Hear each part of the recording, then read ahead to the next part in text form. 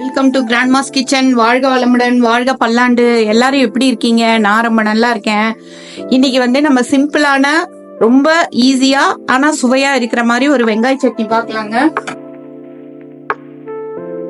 வானலியில கொஞ்சமா எண்ணெய் ஊத்திக்கலாம். எண்ணெய் ஊத்திக்கிட்டு இந்த சிகப்பு மிளகாய் சும்மா ஒரு 5-6 சிகப்பு மிளகாயை போட்டுக்கலாங்க. அது கொஞ்சம் ஃப்ரை ஆயிரட்டும். அது கூட இந்த கருவேப்பிலை போட்டுக்கலாம்.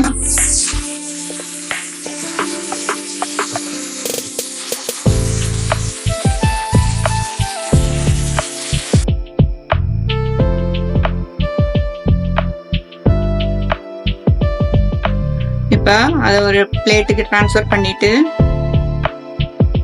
அதுல என்ன இருக்குங்க, அதுல 1 கப் அளவுக்கு வெங்காயம். இப்ப நம்ம வெங்காயம் எவ்வளவு கட் பண்ணி வச்சுக்கோமோ அதே அளவு தக்காளியும் கட் பண்ணிக்கணுங்க. கொஞ்சம் லைட்டா உப்பு போட்டுக்கலாம். வெங்காயம் ஈஸியா வறுபடுறதுக்காக நம்ம லைட்டா உப்பு போட்டுக்கலாங்க. இதுக்கு ரொம்ப நேரம் ஆகாது, சீக்கிரமா செஞ்சிடலாம்.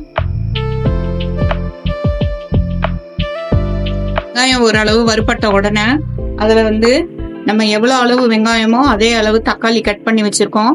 கட் பண்ணி வச்ச தக்காளியை போட்டுக்கலாங்க.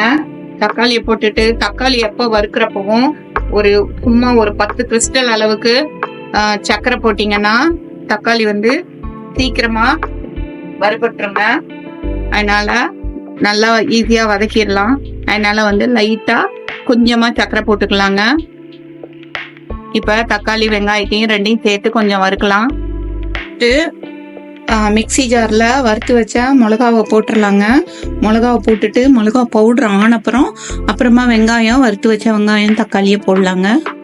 வறுத்து வச்ச வெங்காயம் தக்காளியை இதை போட்டுடலாங்க. போட்டு இதை மிக்சியில நல்லா அரைச்சிக்கலாம். பாருங்க, நல்லா மிக்சியில அரைச்சாச்சுங்க. இப்ப இது ஒரு சர்விங் பவுலுக்கு மாத்திடலாங்க. இப்ப நம்ம அதை ஒரு சர்விங் பவுலுக்கு எடுத்துட்டோம். எவ்வளவு கலர்ஃபுல்லா இருக்கு பாருங்க, கிரீன் கலர், ரெட் கலர் அப்படின்னு சொல்லிட்டு. இதுக்கு அழகா ஒரு தாளிப்புங்க, கடுகும் கருவேப்பிலையும் போட்டு தாளிச்சாச்சுங்க.